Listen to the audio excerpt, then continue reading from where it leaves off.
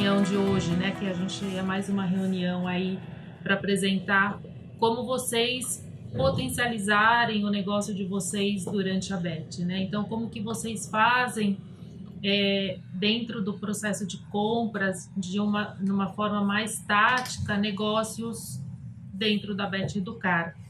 O Meckler, que está aqui com a gente, vai fazer uma apresentação da trajetória dele dentro do mercado de educação, vai revisar um pouco dos números que nós apresentamos na semana passada e já entra aí direto com essas dicas e etc. aí de como vocês potencializarem negócios durante a BET, ok? Espero que vocês aproveitem. Boa tarde, Andréia. Prazer estar aqui novamente com vocês. Tipicamente, as empresas precisam planejar, se organizar e, imaginando aquela escala estratégia, tática e operação, a estratégia parte de grandes números, grandes cenários do que se tem disponível no mercado ou do que se pretende atingir no mercado. Então, isso nós falamos na live semana passada, inclusive está lá no Facebook da BET, recomendo, sugiro, dê uma olhada lá, porque tem alguns dados interessantes, pode valer a pena resgatá-los. E eu tenho essa trajetória que veio de tecnologia, depois consumo, depois telefonia, 12 anos de educação, e os ciclos se repetem, né? Tem alguns rituais que são recorrentes em como se fazer negócios. Então, essa ideia de estratégia, tática e operação é uma delas. A gente tem que estar atento a isso. A estratégia parte de grandes cenários, e esses cenários, resumidamente, são os seguintes. Esse mercado movimenta 450 bilhões de reais por ano entre compras governamentais e orçamento das famílias. Aulas ou educação formal são ministradas em 200 mil endereços, o que significa que, se hoje for um dia normal, pessoas se deslocaram para 200 mil lugares para ter educação formal, ou seja, educação básica e ensino superior hoje. 54 milhões de estudantes é a massa que a gente movimenta diariamente de pessoas, né? Então essas pessoas se deslocam, se vestem, se alimentam, né? Entram naquela experiência com o professor e, arredondando, né? Mais de 2 milhões de professores, 2,4 milhões de professores trabalharam hoje ou supostamente se envolveram com alunos nesses 200 mil endereços. Então esse é o nosso ponto de partida, esse grande ecossistema, né? Cheio de engrenagens de contratos, serviços e movimentações de gente, espaço físico, movimentações financeiras, uma logística incrível para entregar uma oferta de educação de qualidade e de quantidade, porque nosso país é muito grande. Mas quando a gente avança para aspectos táticos, eu escolhi aqui, né, é um papo rápido hoje, né, tem muitos desdobramentos, mas eu escolhi quatro combinações táticas que a gente precisa considerar para quem faz negócio nesse mercado. A primeira são sutis, mas importantes diferenças entre negociar com o setor público e negociar com o setor privado. Essa é uma abordagem que precisa ser pensada rapidamente. O outro bloco, como se os grandes mecanismos que movimentam a educação básica e o ensino superior. Um outro bloco, quais são os participantes dos processos que envolvem os rituais de compra, de vendas no mercado educacional. E um último, assim, quais são os pontos de partida e quais são os pontos de chegada, né? O que se constrói, o que se pretende, o que se promete, o que se entrega quando nós estamos fazendo negócios no mercado de educação. Então, a gente vai agrupar esses 4 elementos para minimamente dar um rumo aqui no nosso bate-papo e já vai anotando as perguntas, de repente você talvez queira nos enviar e teremos o máximo de prazer em responder. Eu vou começar pelo último, né? Quais são os pontos de partida e os pontos de chegada no mercado educacional? Tem um slide que a gente vai mostrar bem rapidamente, assim, como funciona essa constelação. Você tem no núcleo dele uma coisa que a gente precisa resgatar, que é a aprendizagem. Tudo deveria girar em torno da aprendizagem. E, naturalmente, para haver aprendizagem, né, há alguma atividade de ensino. Então, quem faz negócios nesse mercado ou precisa estar envolvido com aprendizagem e ensino, e ele ou está envolvido com meios para que essa aprendizagem aconteça, ou em métodos para que essa aprendizagem aconteça, ou em métricas, né, comprovando que a aprendizagem aconteceu ou está acontecendo. Então, toda solução, todo negócio feito em educação, ele tem que ter um ponto de partida e um ponto de chegada, como a gente está elencando ali. Ele precisa aumentar, melhorar ou otimizar os indicadores de aprendizagem, como IDEB, ENAD, o engajamento entre as pessoas, formar comunidades aprendentes, ou, por exemplo, na educação básica, algo que é muito importante, a relação entre as escolas e as famílias, o aproveitamento do tempo, aproveitamento dos espaços, né, da infraestrutura. Instituições de ensino costumam ter uma grande ociosidade, né? Escolas básicas normalmente são vazias à noite, faculdades têm ociosidade à tarde, muita de manhã, então aquilo é um custo, né? Estar parado é um custo, estar sendo usado é um custo, precisamos endereçar esse assunto. A experiência acadêmica, né? No fim do dia, aprende-se através de uma experiência educacional rica, significativa, atualizada, relevante. Participação e colaboração, né? É um ecossistema vivo, educação é um negócio que envolve muita gente em todas as pontas, e qualquer elemento humano que não está engajado, ele está contribuindo menos do que o seu potencial. Captação e retenção de alunos definitivamente é um tema crucial. Resultados financeiros, por serem negócios, envolvem resultados financeiros e presença, né? Você tem que ter uma marca em algum lugar, um espaço físico, precisa ser percebido no mercado. Então, no seu discurso de vendas, no seu material de apresentação e na sua linguagem em relação a esse mercado educacional, você não pode esquecer desses pontos de partida e pontos de chegada. Nós estamos entregando melhores indicadores de aprendizagem? Sim, não. Estamos engajando mais pessoas? Sim, não. Estamos otimizando a infraestrutura? Então, quando o discurso está associado só a um produto, olha, eu tenho um produto que faz isso. Ok, é um mérito do produto, mas esse produto, esse serviço, tem que se conectar a um meio, a um método, a uma métrica que dê respostas, dê suporte, dê subsídio aos processos de ensino e aprendizagem, porque se você como fornecedor, se você quer comercializar nesse mercado, fazer negócio, fazer parcerias, não conseguir estabelecer esse link, você deixa para o outro tentar fazer esse link e às vezes é complicado, né? Então, como o mobiliário pode afetar a aprendizagem e ensino? Nem todo mundo tem uma noção clara. Como um tablet, um computador ou um outro device eletrônico pode contribuir para a aprendizagem e ensino? Como um software, uma plataforma, né? Como um jeito de formar professores diferentes contribui mais efetivamente para a aprendizagem e ensino? Então, nós precisamos ter isso como ponto de partida e ponto de chegada.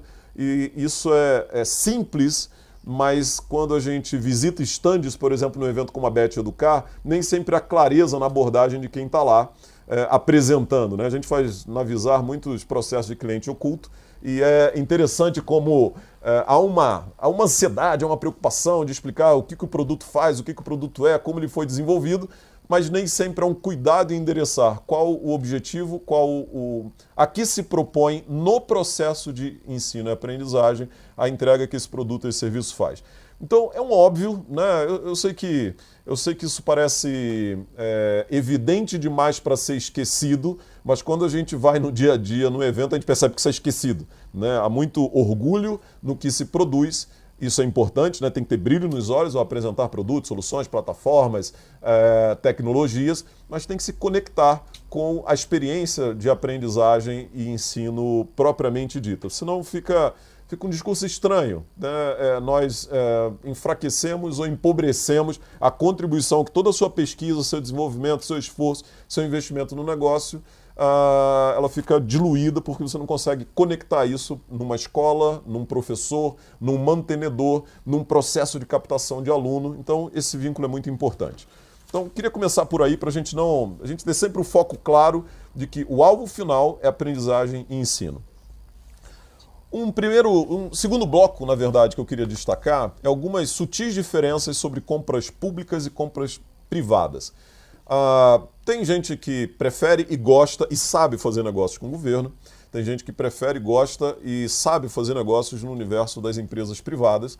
Tem empresas que conseguem navegar muito bem nos dois contextos e tem umas que definitivamente não querem um ou não querem outro. Então, a gente compreende bem que há essas preferências. Mas, independente das preferências, temos que ter alguns entendimentos. Como já foi dito, né, a gente já viu esse número, o governo é o principal comprador, fornecedor, investidor em educação. Eu encorajo a todos os parceiros que querem fazer negócios nesse mercado a se atentarem ao que é esse mundo das compras públicas, né? O Brasil, de um modo geral, faz 1.200.000 a 1,5 milhão de licitações por ano, em todas as esferas de governo, estadual, federal, municipal e empresas públicas. É uma lista finita de clientes, nós temos um país, 27 estados, 5.500 municípios e algumas centenas de empresas públicas, mas é um enorme mercado. Licitações são reguladas por uma lei, que rege o antes, o durante e o depois. E isso pauta, né? Isso dá um trilho muito simplificado de como entrar e operar nesse mercado. Porque a negociação ela tem um padrão, ela tem um ritual pré-estabelecido. Isso já vai dando insight do que você precisa para negociar com o governo. Outra coisa importante. Mas eu não sei onde e o que o governo está comprando. Se você der uma busca rápida na internet, compras do governo, licitações em andamento, você pode pesquisar isso por município, pode pesquisar por estado, ou pode pesquisar em compras federais, você vai perceber dezenas, eu diria até centenas de websites que dão bastante clareza sobre o que está na mesa para se fazer negócios. Os processos licitatórios, eles cada vez ganham maior transparência, há portais de transparência bastante explícitos em várias unidades da federação, em vários municípios. Isso significa que você consegue ver as licitações em andamento, as ganhas, as fechadas, as interrompidas, etc., em que modalidade foi, os preços que foram praticados, as condições negociais, as cláusulas contratuais, etc. Então, só isso já é uma baita aula de como fazer negócio nesse mercado. Então, navegar pelo mundo da licitação, que nunca entrou no mundo de compras públicas, né, vale a pena o investimento na aprendizagem, de navegar um pouco nesses sites e colher informações. A transparência é enorme, né? O que é muito difícil conseguir no mundo privado, qual foi o preço que aquele fornecedor fez para aquela instituição de ensino. É dificílimo obter essa informação. No universo das compras públicas está lá escrito quem ganhou, quanto pagou, qual foi o custo de fornecimento, melhor dizendo, quanto que aquela unidade governamental pagou, em quantas parcelas, né? Então é tudo muito explícito. Vender para o governo, ele tem um tipo de competência diferente. Você precisa ter uma habilitação jurídica, né? Você tem que ser idôneo e competente e adequadamente constituído para prestar o seu serviço numa unidade governamental. Você tem que ter uma qualificação técnica, né? Demonstrar que aquele serviço você é capaz de prover, uma qualificação econômico-financeira, capacidade financeira e regularidade fiscal. Basicamente isso. Mas é um mercado menos pessoal, porque como tem esse ritual legal todo e as licitações estruturam o passo a passo, a agenda, os processos, os documentos apresentados, as relações humanas, digamos assim, aquela negociação típica, um para um, em grupos, reuniões com apresentações, elas se dão num contexto de mostrar ao mercado-governo as soluções, as alternativas, os produtos e os serviços disponíveis, e quando se chega no momento de licitação, é um ritual de execução e normalmente um ritual de preço. Né? As características mais típicas de licitação é menor preço, embora haja outras também igualmente importantes, principalmente se você tem uma solução única, exclusiva, específica e bem direcionada. Há muita demanda de soluções especializadas no governo, soluções para portadores de necessidades especiais, soluções para instituições de ensino que atuam em regiões mais remotas, soluções que equalizam melhor determinadas regionalidades, ou por indígena, ou atribuídas a etnias que existem no Brasil. Eu estava participando de um projeto, né, que está desenvolvendo, por exemplo, um toolkit para imigrantes. Né? A gente está recebendo um fluxo de imigrantes enorme aqui no Brasil e não estamos preparados exatamente para lidar com crianças e adolescentes imigrantes no contexto do nosso ambiente educacional padrão. O que fazer, como formar professores, oportunidade de negócio novamente. Então é importante estar atento às compras governamentais. No universo privado, das empresas privadas, O limite para se gerar negócios é a criatividade e a inovação. Se a gente consegue conceber um modelo de negócio inédito, inovador, disruptivo, ok, né? Ele pode ser desenvolvido num formato compra e venda, parceria, contrato, prestação de serviço, outsourcing, tem muitas modalidades. Então, numa relação fornecedor e comprador, isso pode ser estabelecido. É lógico que se você fornece produtos muito comoditizados, produtos de... Eu vou dar um exemplo bem simplista. Você fornece folha de papel sulfite A4, né? A tendência é que no mundo privado ocorra um processo muito parecido com as licitações do mundo público, né? Como é um produto comoditizado, né? Vai por preço, prazo, entrega, capacidade de produzir a quantidade demandada, etc. Mas quando você faz negócios em projetos, produtos e serviços mais particularizados, projetos focados em alunos, projetos focados em empregabilidade, projetos focados em tecnologia de sala de aula, por exemplo, normalmente o processo negocial é meio que desenhar um projeto de implantação. Então você já tem que ter um mindset de ver a coisa funcionando antes de vender, para que a conversa flua e possa ser estabelecida uma parceria entre você que quer fazer negócios com instituições de ensino, por exemplo, no mercado privado. Normalmente, o risco no mercado público está associado à adimplência, à cacapacidade dos governos pagarem, manterem suas contas em dias, dos orçamentos, embora isso seja previamente aprovado, mas podem ter riscos no caminho. Os riscos de fazer negócio no mercado privado têm a ver com sustentabilidade do negócio. Tem clientes bons que às vezes entram em situação financeira complicada, clientes ruins que reagem, enfim, você tem um risco ali mais pontual, mais relacional. E uma coisa interessante do mercado privado é que assim, a globalização afeta mais imediatamente o mercado privado do que o público. Então, seu concorrente ele pode ser local, mas ele pode ser nacional e pode até ser global. Né? Se você visitar uma escola hoje e fizer um inventário das coisas que tem lá, quantas foram compradas, a origem dela, né? A cadeia de produção, onde foi produzida, quem distribuiu, quem comercializou, quem comprou, você vai ver que a globalização já chegou nas instituições de ensino através das aquisições ou das contratações que ela faz. Então a gente opera no mercado privado num contexto mais globalizado. 3 fatores críticos, talvez, de sucesso para negociar com o governo. Né? O que a gente precisa ter em mente? Você precisa ter informação, né? Por isso o primeiro comentário foi dá uma navegada nesses sites que falam sobre licitação. Você precisa ter as habilitações para operar com o governo, não é qualquer empresa, em qualquer condição consegue fazer isso, tem pré-requisitos de funcionamento, pré-requisitos de situação fiscal, por exemplo, e você precisa ter um pouco de fôlego, né? Às vezes as negociações são longas, vou dar exemplos, né? Já participei de 2 processos licitatórios, suportando parceiros a participar desses processos, né? A Visar tem ajudado nesse fomento de negócios, e as licitações avançaram bastante, passaram por consulta pública, perícias técnicas, consultoria para definir o melhor edital possível, ocorreu a licitação, tivemos a sinalização de qual foi os consórcios ganhadores, e depois de tudo isso ela foi impugnada com uma premissa simples daqueles governos naqueles momentos. Né? Os sindicatos dos professores apontaram, bem, se há dinheiro para fazer esse investimento, há dinheiro para aumentar os salários, e criou-se um embate e a licitação não foi para frente. Então você precisa ter fôlego para aguentar essas intempéries típicas que ocorrem no mundo das compras públicas. Esse foi um caso extremo, mas casos extremos acontecem. No mercado privado, talvez 3 fatores críticos de sucesso. Networking, né? Você precisa conhecer e ser conhecido do seu mercado-alvo, seja ele local, regional, nacional ou global. Você precisa ser relevante.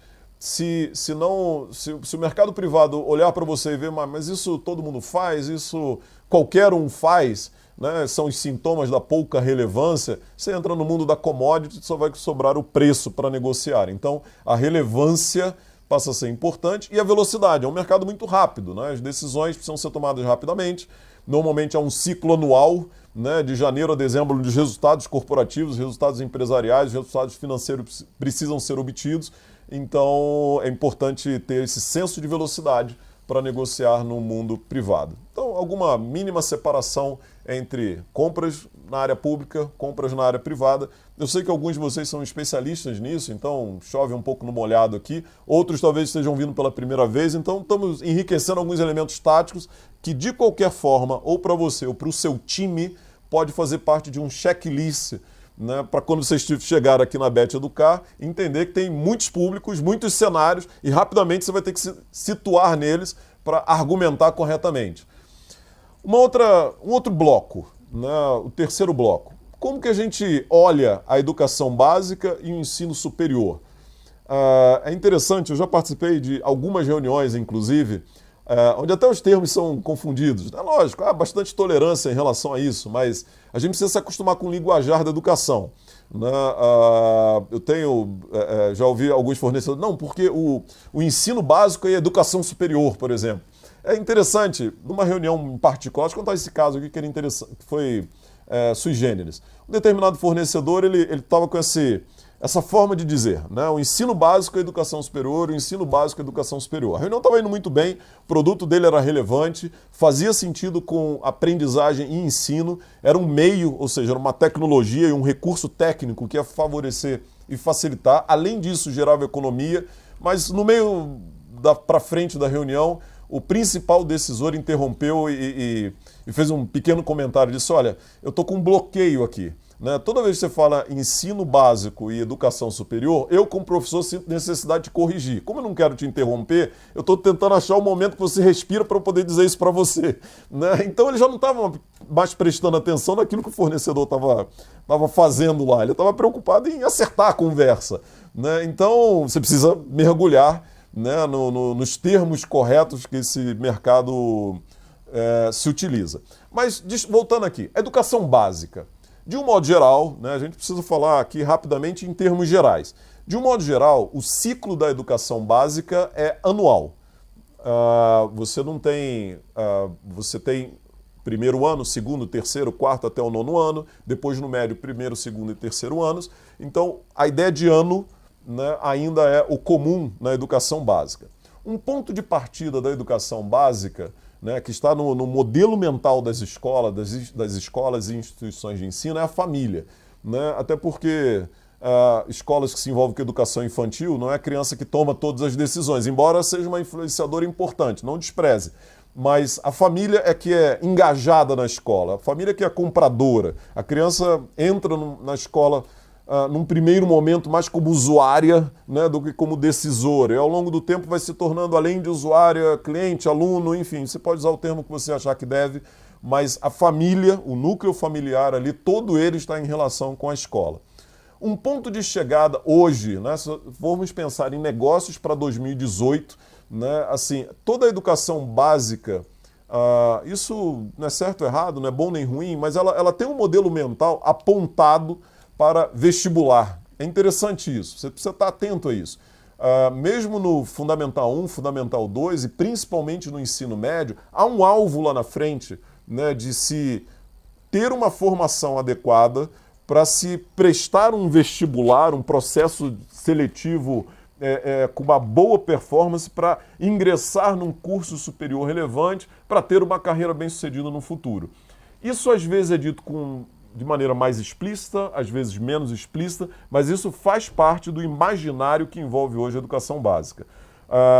Normalmente é uma gestão por exceção, né? Aqui na minha escola é diferente, aqui na minha escola nós fazemos dessa maneira, a minha comunidade, né, tem um envolvimento com a comunidade local maior, então o mindset típico, né, o modelo mental típico de uma escola é cada vez melhor. Né?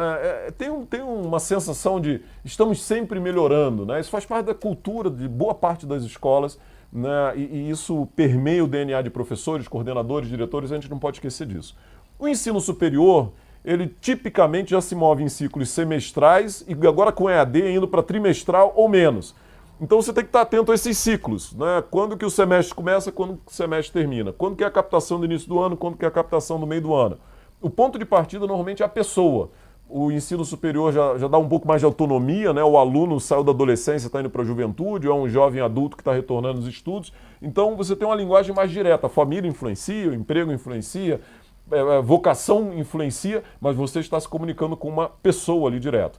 O ponto de chegada é emprego e renda. De um modo geral, hoje entende-se claramente que no Brasil uma formação superior multiplica quase 2,5 vezes o salário de quem não tem em relação a quem tem, em termos médios de mercado.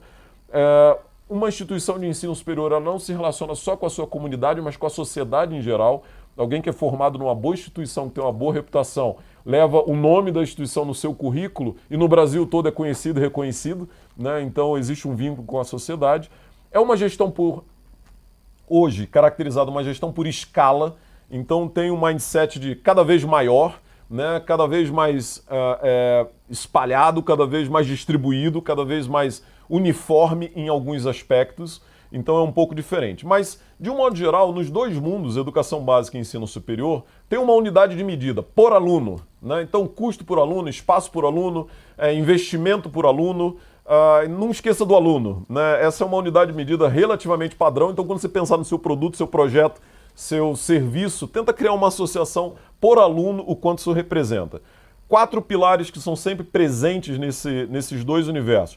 Captar alunos, reter alunos, reduzir custo e inovar, né? O seu produto, seu serviço tem que conversar talvez com uma dessas vertentes, com um desses pilares das instituições de ensino, para não ficar uma conversa estranha, uma conversa desencaixada, né? Há demanda por tecnologias, né? A tecnologia hoje é tema de tudo, né? Tudo se pensa hoje como a tecnologia faz, acontece, inova. Ela está deixando de ser um meio e está se tornando um quê em si, um porquê, um como, né? Então, tecnologia sempre é uma boa coisa para se ouvir, ou uma coisa desejável de se ouvir em negócios na área de educação. E algo que a nossa experiência tem apontado também é que nós temos professores carentes, né?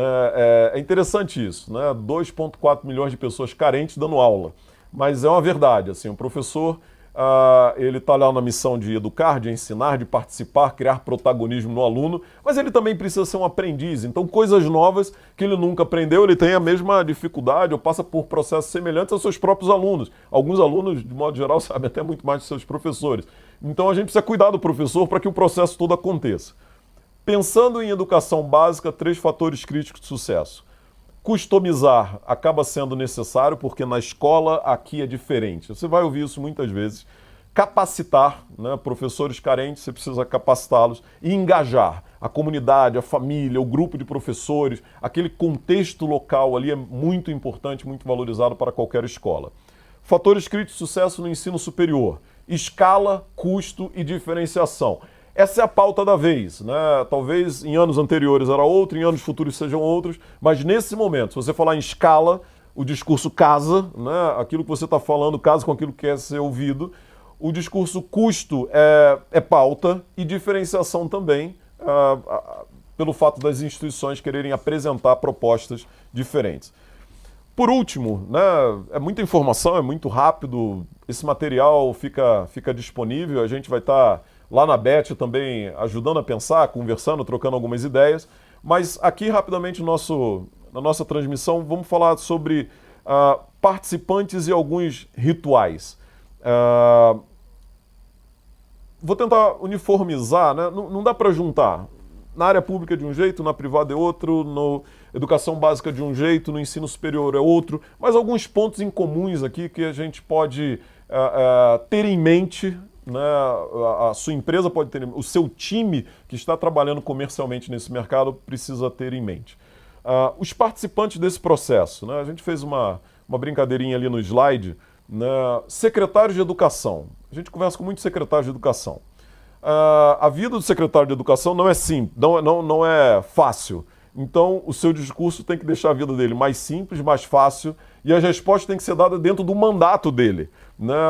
Existem eleições, e as eleições mudam, em alguns momentos, radicalmente, a estrutura de governo de um município, de um estado e até do país.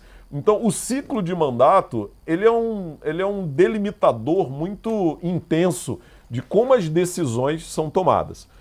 Quando você fala com donos, com mantenedores, da mesma forma, algo que simplifique a vida, algo que seja fácil e algo que dê perpetuidade, dê sustentabilidade à sua instituição de ensino. Então não esqueça disso.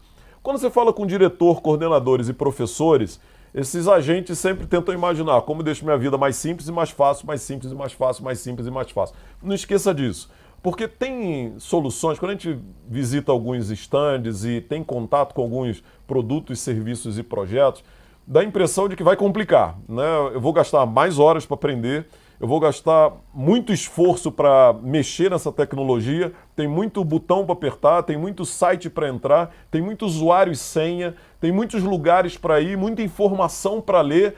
Eu não tenho esse tempo e pronto, já crio um bloqueio ali de abordagem, embora possa ser algo revolucionário e transformador no ensino e aprendizagem. Então a gente tem que deixar as coisas simples e fáceis. A complexidade dos produtos, dos serviços, elas têm que entrar numa esteira de linguagem simples e fácil. Quanto aos rituais, né, alguns aprendizados rápidos aqui para compartilhar com vocês. Normalmente o mundo educacional toma decisões em colegiado. Né? Em outros segmentos, em outros mercados, você tenta achar qual é o decisor final, o decisor-chave. Ok, isso é muito comum. Mas no mercado educacional, mesmo o decisor final, ele se aconselha. E os decisores intermediários reúnem os conselhos para dar para o decisor final. Então, dificilmente alguém decide sozinho no mercado educacional. Sempre há uma propensão a ter uma reunião, a discussões, a perguntas de diversas origens e a gente precisa adaptar o discurso, adaptar as respostas para cada uma delas. Os ciclos são vinculados ao calendário letivo. Então, é importante a Beth, por exemplo, ser em maio, né? No primeiro semestre tem uma predominância de decisões dos projetos ainda implementáveis neste ano, em 2018, ou dos projetos que vão se tomar a decisão em 2018 para implementação e desenvolvimento em 2019. Então, há uma certa prevalência do primeiro semestre em relação ao segundo, então agiliza os negócios no primeiro semestre, até porque é um ano de Copa do Mundo, eleições presidenciais, enfim, a dinâmica do segundo semestre vai ser intensa, então, taticamente, é hora de velocidade. Projetos anuais e dentro do ano, né? Isso é uma coisa interessante. Projetos de 3, 4, 5 anos, eles estão sendo atrasados um pouco, ou estão sendo mais dificultados no ambiente educacional. Normalmente, se você tem uma solução, uma proposta de 12 meses e dentro de um ano letivo, elas são mais palatáveis, né? É mais fácil de tomar a decisão porque se percebe qual a implementação, qual o esforço, qual o resultado que se dá naquele ano. Tem muita autoridade para dizer não, né? Você conversa em instituições de ensino, quase todo mundo pode dizer não, então tem que achar, só que o não é uma espécie de pedágio, né? Se você tem um coordenador, um diretor, mesmo um professor, um especialista, e ele não gosta, não sabe, não quer, no colegiado ele vai dizer não, mas eu não concordo, e talvez esse único não bloqueie todo o seu processo comercial. Então, esse poder do não é importante, nós precisamos identificá-lo, precisamos mapear e precisamos vencê-lo, para que aquele que tem autoridade para dizer sim, ele não seja obstruído por algum que possa dizer não. Né? E sempre tem uma agenda de algo acontecendo no colégio. Né? Colégios, escolas, faculdades, eles se movem por parcerias internacionais, eventos com a família, eventos com a comunidade, novas estratégias de negócio, sejam estratégias corporativas, sejam estratégias de portfólio, de abrir novos cursos, expandir para o EAD. Então, nem sempre, né, o seu produto, seu serviço, seu projeto está encaixado nessa agenda que costuma ser oculta. Né? Nem sempre você ouve desse mercado, olha, nossa prioridade é essa, a gente está olhando para isso agora, então volte aqui mês que vem que a gente vai olhar nisso que você faz. Às vezes você tem que garimpar um pouco mais para conseguir essa informação. E não é descaso, né? O outro lado também está com sua agenda lotada, mas considere a possibilidade de ter uma agenda que você não sabe e que pauta aquilo que é prioritário na instituição de ensino. Então, 3 fatores críticos de sucesso em relação às pessoas envolvidas nesse processo. Simplifica a vida delas, facilita a vida delas e tenta imaginar como tornar o processo, o seu produto, serviço ou projeto sustentável em relação ao negócio dela. E em relação aos rituais, a agenda do primeiro semestre, contornar os nãos e achar um racional financeiro. Isso é muito importante. Para a gente encerrar e abrir para perguntas ou fazer outros comentários, é bom ter essa perspectiva de que educação não são apenas negócios que a gente está fazendo com educação, mas também são negócios. E o fato de educação ser uma atividade humana, né, e dando a ênfase que a gente está dando aqui no nosso webinar, sendo um negócio, como ele é feito de pessoas, com pessoas e através de pessoas.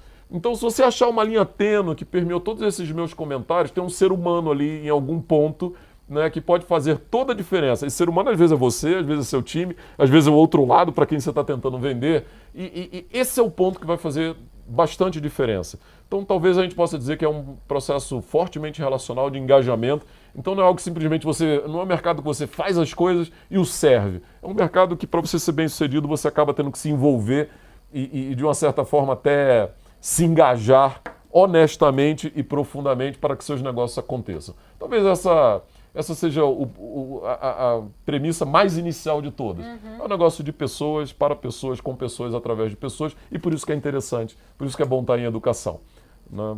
Acho que tocamos aí nos 4 pontos, Andréia. Sim, sim. Embora é muita informação. É muita informação. Meckler, você já quer aproveitar para falar do treinamento que você vai dar na BET sobre como fazer negócios em eventos? Ah, excelente. Bem lembrado. A BET deu um desafio para a Visar bem interessante. Falar um pouco de estratégia com os grandes números no mercado, dar essas pinceladas táticas para você que está se preparando daqui a 2, 3 semanas para vir para o evento, ter esse repertório de canais, veias e ações comerciais organizado, né, materiais, times, estratégias de abordagem. Mas lá no curso, talvez lá no evento, nós vamos fazer 2 encontros. Eles são o mesmo encontro em 2 sessões. No dia 8 às 18 e no dia 9 às 9 da manhã. Vai ser uma espécie de treinamento relâmpago, né? Talvez para o seu time de abordagem, seu time de ataque, né? Seu time de negócios que vai estar lá. Você vai receber um link para inscrever sua empresa e seu time nesse treinamento. É algo exclusivo, estamos fazendo essa parceria com a BET pela primeira vez e a gente acredita ali que você já fez um investimento enorme para estar na BET Educar como expositor, então não vamos cometer falhas operacionais lá, então na estratégia, tática e operação. E tem algumas sutilezas na operação ali do dia a dia, na hora de receber pessoas, é um professor que está falando, é um dono de escola, o que eu faço, como é que eu faço, e a gente vai tentar ajudar você nesse rápido treinamento, né? Vão ser treinamentos de 1 hora, no primeiro dia do evento, justamente no fim do dia, às 18 horas, né? Aproveitando ali o primeiro dia do evento, e no segundo dia do evento, bem cedinho, antes do evento começar, às 9 horas. Dia 8 às 18, dia 9 às 9 da manhã. E aí, só fechando, dando alguns recadinhos bem rápidos, a live que nós fizemos a semana passada sobre estratégia, ela está disponível na nossa página, então você pode acessar e assistir na íntegra. Posteriormente, nós iremos liberar esse vídeo, então você também consegue, porque algumas pessoas tiveram problemas técnicos, então você também consegue assistir, tá? Meckler, a gente vai poder disponibilizar, esse material também estará disponível para quem quiser baixar. E deixamos aí, agradecemos a todos os nossos expositores que estiveram aqui. Se tiverem dúvidas, pode mandar para a gente, que o que a gente puder ajudar, nós iremos ajudar, e esperamos vocês no evento. Até mais. Obrigada. Até logo.